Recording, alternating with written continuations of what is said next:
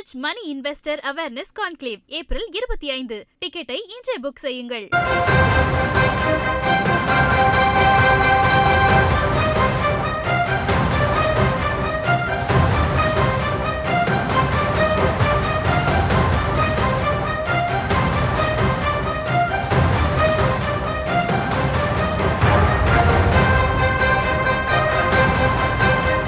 April, மே, June ஆகிய மாதங்களில் பட்டாசு உற்பத்தி தொழில்களை மேற்கொள்ள தடை விதிக்கலாமே என தமிழக அரசுக்கு உயர்நீதிமன்ற மதுரை கிளை அறிவுறுத்தல் வழங்கியிருக்கிறது. அண்மை செய்தியாக பார்த்து வருகிறோம்.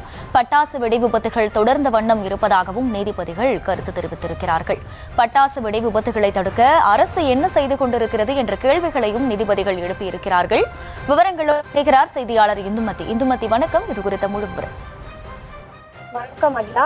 சிவகாசியைச் சேர்ந்த சமுத்திரவள்ளி உள்ளிட்டோர் 2014 பட்டாசு ஆலை விபத்தில் உயிரிழந்த கணவரின் மரணத்திற்காக இழப்பீடு கோரி ஒரு வழக்கினை தாக்கல் செய்திருந்தார்.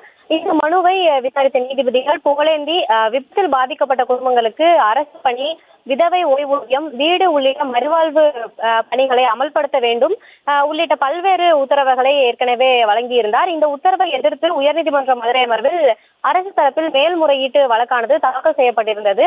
இந்த வழக்கை விசாரித்த நீதிபதிகள் சதீஷ்குமார் மற்றும் ஜோதிராமன் அமர்வு தொடர்ச்சியாக இது போன்ற விபத்துகள் நிகழ்ந்த வண்ணம் உள்ளன எனவும் அரசு என்ன செய்து கொண்டிருக்கிறது, இது மிகவும் வருத்தத்தை ஏற்படுத்துகின்றது எனவும் உரிய தீர்வு காணப்பட வேண்டும் எனவும் தெரிவித்தனர். மேலும் இதனைத் தொடர்ந்து அரசு தரப்பில் விருதுநகர் வெடி விபத்தில் உயிரிழந்தவர்களின் குடும்பத்திற்கு 5 லட்சம் இழப்பீடு வழங்கப்பட்டுள்ளது எனவும் உயிரிழந்தவர்களின் அடக்கத்திற்காக 50,000 ரூபாய் வழங்கப்பட்டுள்ளது எனவும் தெரிவிக்கப்பட்டது.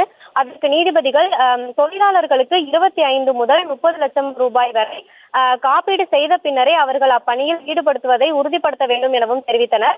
இதனைத் தொடர்ந்து இதுபோன்ற விபத்துகள் நிகழ்வது துரதிருஷ்டவசமானது எனவும் பெண்களே பாதிக்கப்பட்டவர்களாக உள்ளனர் எனவும் கருத்துக்களை தெரிவித்தனர். இதனைத் தொடர்ந்து கோடை காலங்களில் பட்டாசு உற்பத்தியை நிறுத்தி வைப்பது தொடர்பாக அரசு உரிய முடிவு எடுக்க வேண்டும் எனவும் குறிப்பிட்டு வழக்கறிஞர்கள் தரப்பில் பட்டாசு ஆலை விபத்துகளை தடுப்பது இது தொடர்பான பரிந்துரைகளை வழங்க உத்தரவிட்டு வழக்கினை ஜூன் 8ஆம் தேதிக்கு ஒத்திவைத்திருக்கின்றனர்.